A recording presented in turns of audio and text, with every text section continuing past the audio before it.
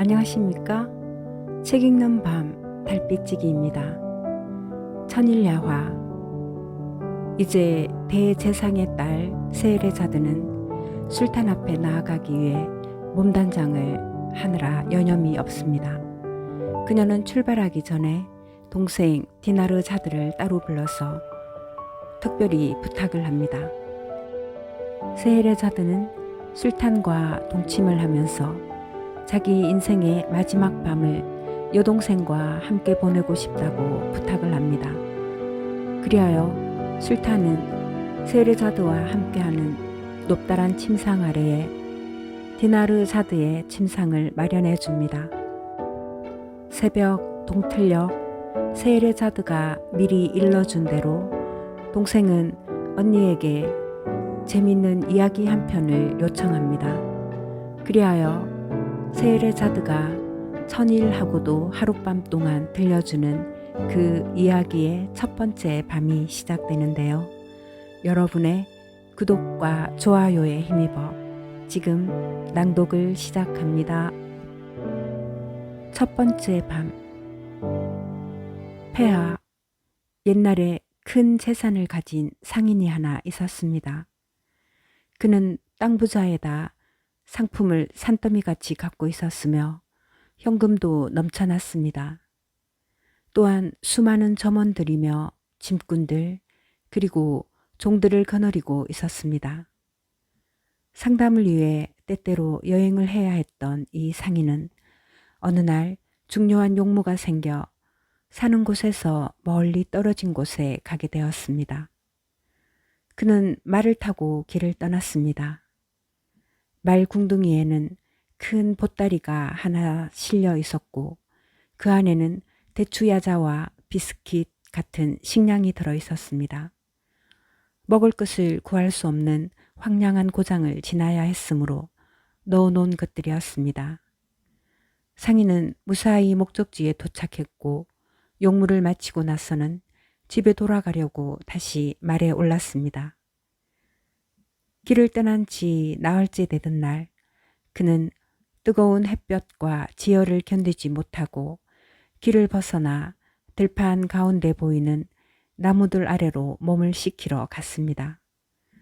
그리고 거기에서 커다란 호두나무 아래 맑은 물이 흐르는 샘을 하나 발견했습니다.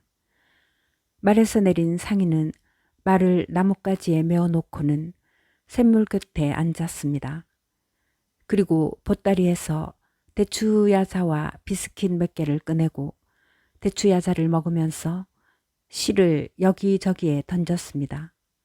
이처럼 간소하게 식사를 마친 후 독실한 이슬람 신도였던 그는 손과 얼굴과 발을 물로 씻은 후 기도를 드렸습니다. 그가 아직 땅바닥에 무릎을 꿇고 있는데 늙어서 털이 허옇게 센 데다가 몸집이 엄청나게 큰 정령 하나가 나타났습니다. 손에 칼을 든 정령은 그의 앞으로 걸어오더니 무시무시한 목소리로 이렇게 말했습니다. 일어나, 내 놈이 내 아들을 죽인 것처럼 나도 이 칼로 내 놈을 죽여야겠다. 이렇게 말한 정령은 섬뜩한 소리로 울부짖었습니다. 흉측한 몰골의 정령이 이처럼 말하는 것을 듣고 두려움에 얼어붙은 상인은 벌벌 떨면서 대답했습니다. 아이고 나리, 제가 대체 무슨 죄를 지었기에 제 목숨을 빼앗겠다는 겁니까? 그러자 정령은 아까의 말을 반복했습니다. 나는 내 놈이 내 아들을 죽인 것처럼 내 놈을 죽이겠단 말이다. 세상에나 제가 어떻게 당신 아들을 죽일 수 있단 말입니까? 저는 당신 아들을 알지도 못하고 본 적도 없단 말입니다. 그러자 정령이 다시 말했습니다. 내 놈이 여기 도착하여 거기 앉아 있지 않았더냐? 그리고 네 가죽 주머니에서 대추야자를 꺼내 그 씨를 여기저기에 던지지 않았더냐? 당신이 말한 대로입니다. 아니라고 부인하지 않겠습니다. 그런데 말이다. 내 놈이 내 아들을 죽였단 말이다. 자, 내가 설명해 주겠다. 내 놈이 대추야자씨를 던지고 있을 때 내 아들이 그 옆을 지나가다가 씨 하나를 눈에 맞아 죽어버렸단 말이다. 자, 그러니까 난 내 놈을 죽여야겠어. 아이고 나리, 용서해 주세요. 상인은 비명을 질렀습니다. 절대 용서할 수 없어. 내 놈을 불쌍히 여길 필요는 조금도 없다고. 살인자는 죽음으로 처벌하는 것이 옳지 않은가? 당연히 그렇습니다. 하지만 저는 절대 당신 아들을 죽이지 않았어요. 또 설사 그런 일이 있었다 하더라도 저로서는 전혀 모르고 한 일이었습니다. 이렇게 비오니 제발 용서하시고 저를 살려주세요. 안 돼, 안 돼. 정령은 결심을 굽히지 않았습니다. 내 놈이 내 아들을 죽인 것처럼 나도 내 놈을 죽여야겠어. 이렇게 말한 후 정령은 상인의 팔을 꺾어 얼굴을 땅에 쳐박았습니다. 그리고 상인의 목을 자르려고 칼을 높이 치켜들었습니다. 상인은 눈물을 철철 흘리며 자신의 결벽을 호소했습니다. 그리고 이제는 아내와 자식들도 못 보게 된다며 한탄하는 등 정령의 마음을 움직여 보려고 갖은 애를 썼습니다. 정령은 칼을 높이 치켜든 채로 상인의 말을 묵묵히 들었습니다. 하지만 무중한 마음은 조금도 움직이지 않았습니다. 대신 이렇게 소리쳤습니다. 그렇게 울고 짜고 해봤자 소용없다. 네가 피눈물을 흘린다 할지라도 난 기어코 내 놈을 죽이고야 말겠어. 뭐라고요? 정말로 아무것도 당신의 마음을 움직일 수 없단 말입니까? 당신은 기어코 죄 없고 불쌍한 이 사람의 목숨을 빼앗아야만 하겠습니까? 그래. 정령이 대답했습니다. 나는 그렇게 결심했어. 정령은 이렇게 말하면서 이야기가 여기까지 이르렀을 때 세레자드는 날이 밝은 것을 보았다. 그리고 아직 이른 아침이지만 술탄이 기도와 어전 회의를 위해 자리에서 일어나는 것을 보고 이야기를 멈췄다.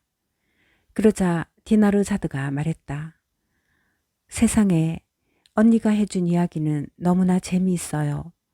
그 뒤의 이야기는 훨씬 더 재미있단다. 세레자드가 대답했다. 들어보면 내 말이 옳다는 걸 알게 될 거야. 만일 술탄께서 오늘 하루만 더 살게 해주신다면 내일 밤 나머지 이야기를 할 수 있단 말이야. 세레자드의 이야기를 재미있게 들은 샤리아는 속으로 생각했다.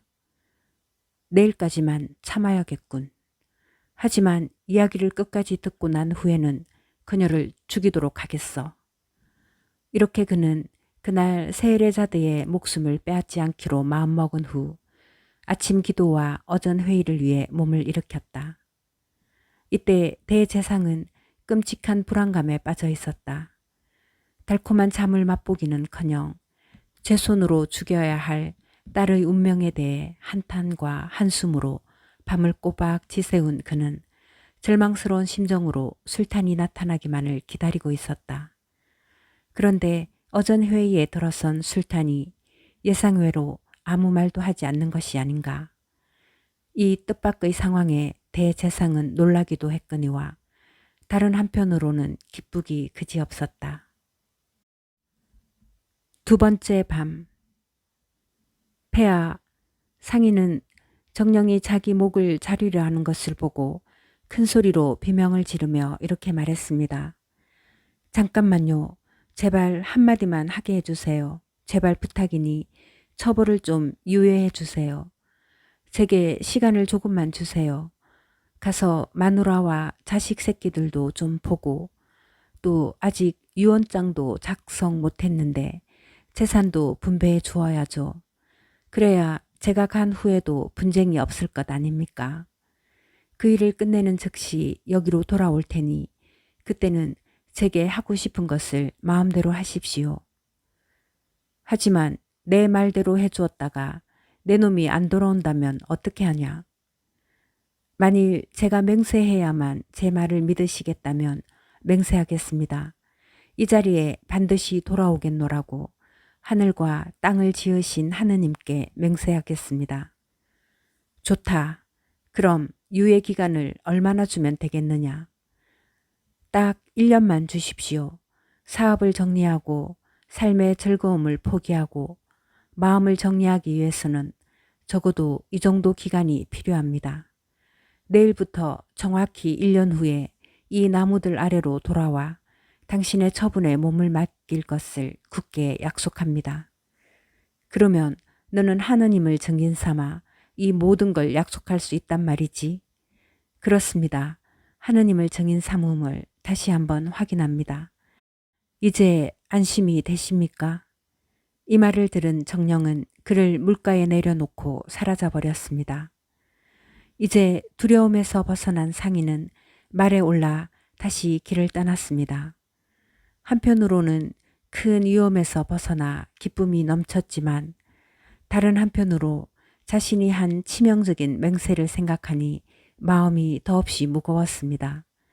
집에 돌아오니 아내와 자식들이 너무나도 반갑게 그를 맞아주었습니다. 하지만 상인은 예전처럼 그들을 기쁘게 안아주는 대신에 비통하게 흐느끼기 시작했습니다. 물론 가족은 그에게 뭔가 큰일이 일어났나 보다 생각하게 되었지요. 그래서 그의 아내는 이 눈물과 격심한 고통의 이유가 무엇인지 물었습니다. 우리는 당신이 돌아와서 너무도 기뻐하고 있어요. 한데 당신은 이런 모습으로 우리를 놀라게 하는군요. 대체 왜 그리 슬퍼하는지 제발 설명 좀 해주세요. 남편이 입을 열었습니다. 지금의 내 처지를 생각하니 그렇다오. 나는 앞으로 1년밖에 살 수 없단 말이오. 그는 자신과 정령 사이에서 일어난 일, 그리고 1년 후에는 그곳으로 돌아가 그의 손에 죽기로 약속했다는 사실을 말해 주었습니다. 이 슬픈 이야기를 들은 가족들은 모두가 괴로워하기 시작했습니다. 아내는 애절하게 울어대며 자기 얼굴을 때리고 머리카락을 쥐어뜯었으며 눈물에 젖은 자식들이 바라는 신음소리는 온 집안을 가득 채웠습니다. 한마디로 세상에서 가장 측은한 광경이었죠. 이튿날부터 상인은 주변을 정리하기 시작했습니다. 빚진 것이 있으면 모두 갚았고 친구들에게는 선물을 주었습니다. 가난한 사람들에게는 아낌없이 적선했으며 노예들에게는 남녀를 불문하고 자유를 주었습니다.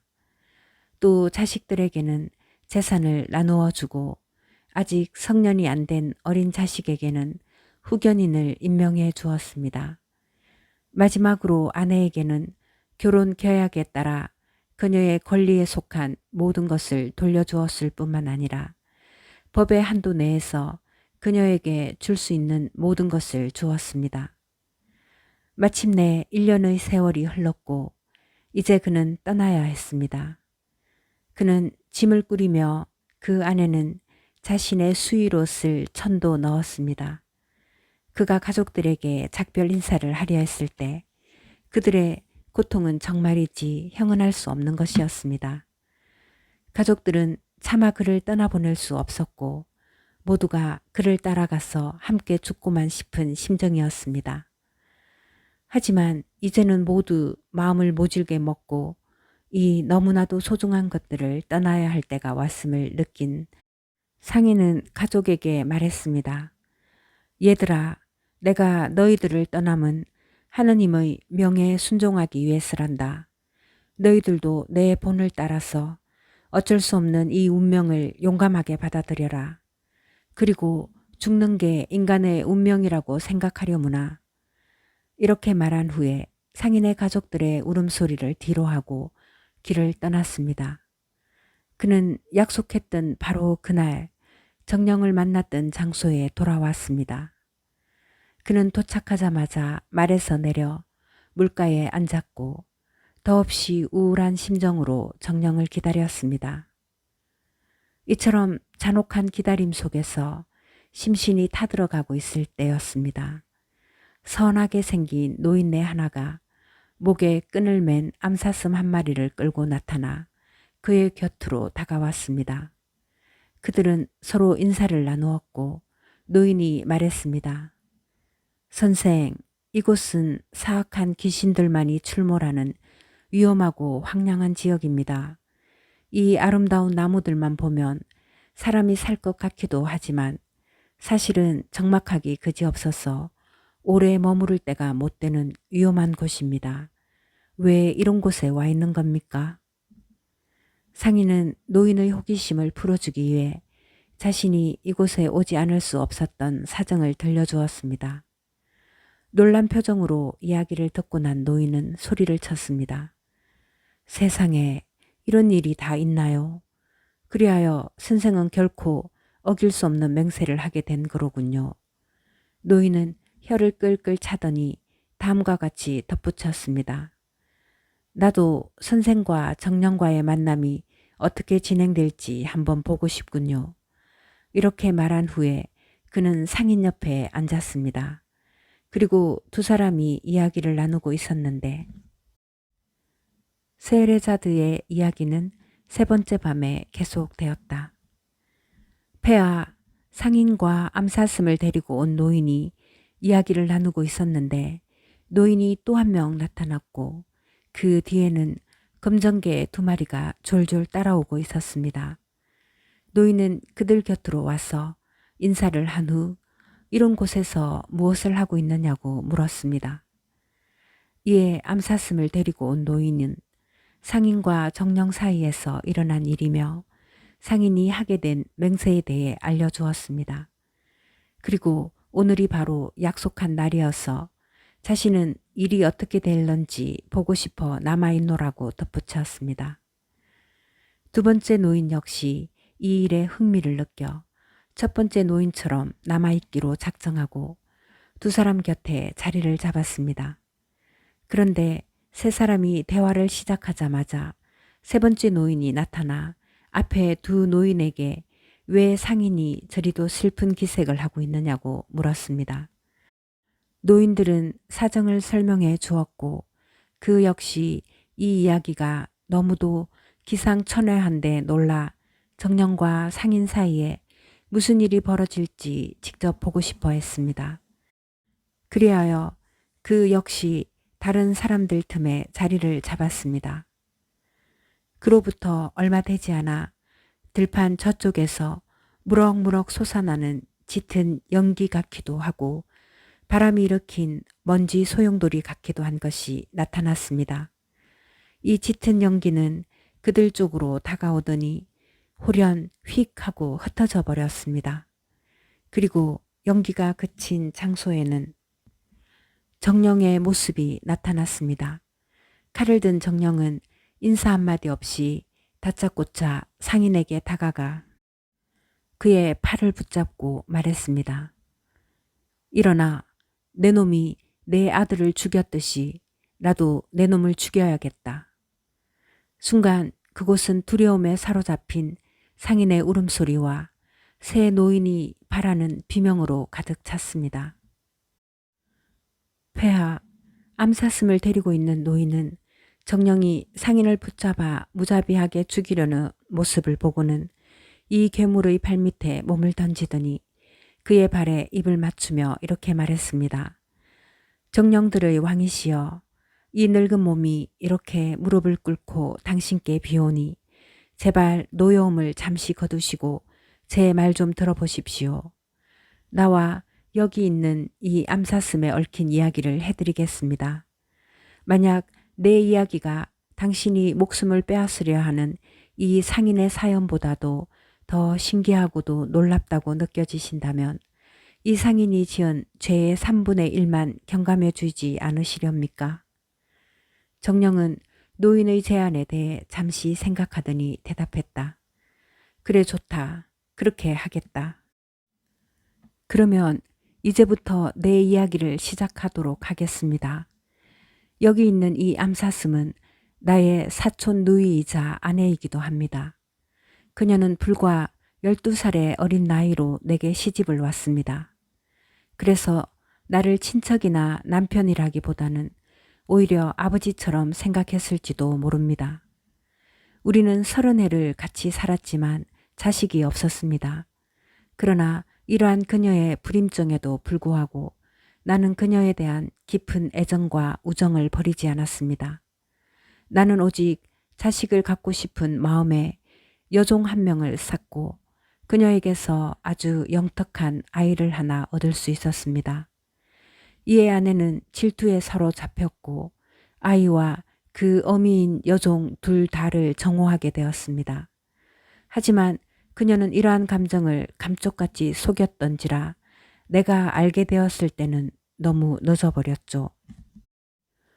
어쨌든 내 아들은 무럭무럭 잘 자랐습니다. 그런데 아들이 10살 되던 해 나는 여행을 할 일이 생겼습니다. 출발하기 전에 나는 추호도 의심하지 않던 아내를 불러 여종과 아들을 맡기고 내가 집을 비울 1년 동안 잘 돌봐줄 것을 당부했습니다. 그런데 그녀는 이 기간을 이용하여 자신의 정오심을 분출했던 것입니다. 그녀는 사악한 마술에 빠져들었고 이 악마적인 기술을 충분히 익히게 되자 그때껏 품고 있던 무서운 계획을 실행에 옮겨갔습니다. 이 몹쓸 년은 내 아들을 외진 곳으로 데려가 마술을 부려 송아지로 변하게 한 것입니다. 그리고 아들을 내 소작인에게 주면서 자기가 산 송아지이니 여물을 먹여 기르라고 명했습니다. 그녀는 이 가증스러운 짓을 범하고도 성에 차지 않았던지 이번에는 여종을 암소로 변하게 했고 그녀 역시 소작인에게 맡겼습니다. 집에 돌아온 저는 아내에게 아이와 그 어미의 소식을 물었습니다. 당신 여종은 죽었어요. 그리고 당신 아들은 행방을 감춘 지 벌써 2달째예요. 그 애가 어떻게 되었는지 나로서는 잘 모르겠어요. 나는 여종의 죽음에 가슴이 아팠습니다. 하지만 아들은 단지 실종되었다고만 하니 곧 찾게 되리라고 스스로 위로를 했습니다. 하지만 그로부터 8달이 흘렀건만 아이는 돌아오지 않았고 아무런 소식도 들을 수 없었습니다. 바이람제가 되었고 저는 소작인에게 축제의 제물로 쓸만한 살찐 암소 한 마리를 끌어오라고 명했습니다. 그런데 내 분부에 따라 소작인이 끌고 온 암소는 다름 아닌 내 아들의 불쌍한 어미인 여종이었습니다. 나는 그녀를 묶었습니다. 하지만 내가 그녀를 희생시키려고 준비하고 있을 때 그녀는 듣는 이의 마음을 처근하게 만드는 소리로 울어댔습니다. 그리고 그 두 눈에 눈물이 시냇물처럼 줄줄 흘러내리는 것이었습니다. 참으로 기이하기 짝이 없는 광경이었습니다. 동정심에 사로잡힌 나는 차마 그녀를 내리칠 수 없었습니다. 그래서 소작인에게 다른 암소를 끌어오라고 명했습니다. 그때 옆에 있던 아내는 내가 동정심을 보이자 몸을 파르르 떨더니 자신의 간악한 계획이 수포로 돌아가게 될까 소리를 질렀습니다. 아니 여보, 대체 뭐 하는 거예요? 이 암소를 잡으세요. 당신 소작인이 기르고 있는 암소들 중 이것만큼 튼실하며 또 당신이 사용하고자 하는 용도에 알맞은 건 없단 말이에요. 나는 아내의 뜻에 따르기 위해 암소에게 다가갔습니다. 그리고 제사를 지연시키고 있는 동정심을 억누르면서 치명적인 일격을 가하려고 했습니다. 그런데 가련한 암소는 눈물을 뚝뚝 흘리면서 더욱 큰 소리로 울어대어 나로서는 다시금 멈추지 않을 수 없었습니다. 나는 할 수 없이 망치를 소작인에게 건네주면서 말했습니다. 자, 밖에 자네가 죽이게나 이 짐승이 이리 서럽게 울고 눈물을 흘려대니 내 마음이 찢어지는 것 같구먼. 나보다는 동정심이 덜했던 소작이는 암소를 죽였습니다. 하지만 짐승의 가죽을 벗기고 보니 겉으로는 통통해 보였지만 속에는 뼈밖에 없었습니다. 나는 너무나도 속이 상해서 소작인에게 말했습니다. 이걸 자네에게 줄 테니 가져가게나. 자네 주변에 가난한 사람들이 있거든 실컷 먹이게. 그리고 자네 목장에 살찐 송아지가 있거든 내게 한 마리 끌고 오게. 나는 소작인이 죽은 암소를 어떻게 했는지 알아보려고 하지 않았습니다. 그는 암소를 가져간 지 얼마 안 되어 아주 통통한 송아지 한 마리를 끌고 다시 나타났습니다. 그 짐승이 내 아들이라는 사실은 꿈에도 몰랐지만 왠지 모르게 녀석을 보는 순간 저의 몸 깊은 곳에서 동료가 느껴졌습니다. 한편 내 아들은 나를 보자마자 용을 서서 줄을 끊어버리더니 내 쪽으로 달려왔습니다. 그리고 내 발밑에 무릎을 꿇고 머리를 땅에 조아리는 것 같았습니다. 마치 내 동정심을 자극하며 자기 목숨을 빼앗지 말아달라고 애원하는 듯한 모습이었습니다.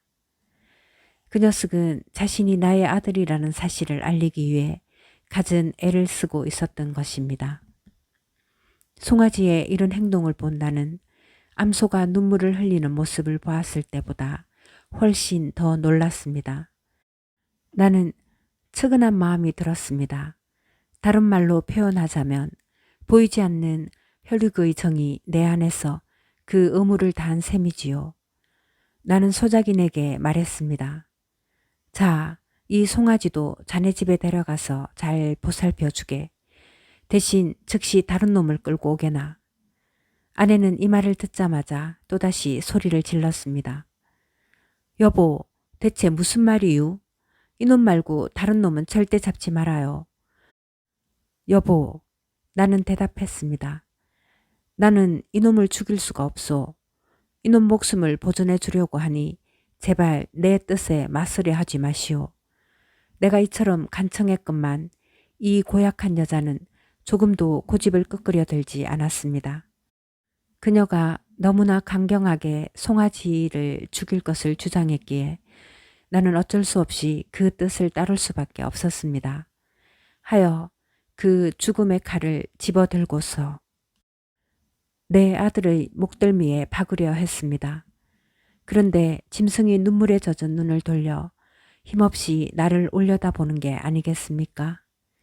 그 눈빛에 마음이 너무나 측은해진 나는 차마 녀석을 죽일 수 없었습니다.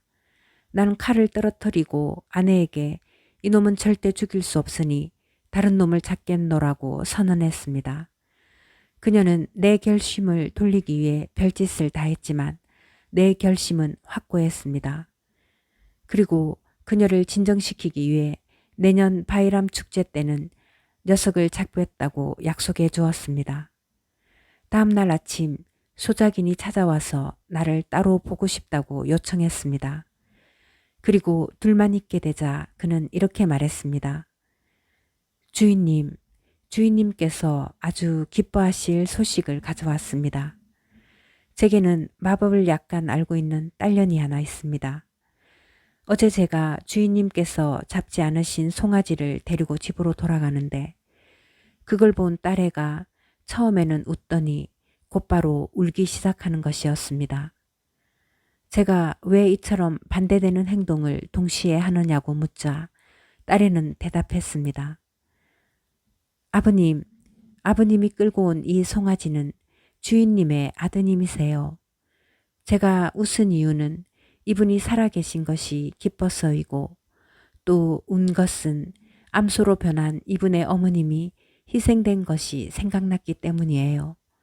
마법을 써서 이 두 사람을 이처럼 변장시켜 놓은 장본인은 이들을 끔찍히도 미워하는 주인님의 철합니다. 이것이 딸애가 제게 말해준 내용이며 저는 이 사실을 주인님께 알려드리고 싶었습니다. 오 정령이여, 이 말을 듣고 내가 얼마나 놀랐을지 상상해 보십시오.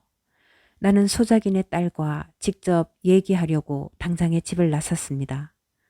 농가에 도착하자마자 나는 아들이 갇혀있는 외양간으로 갔습니다.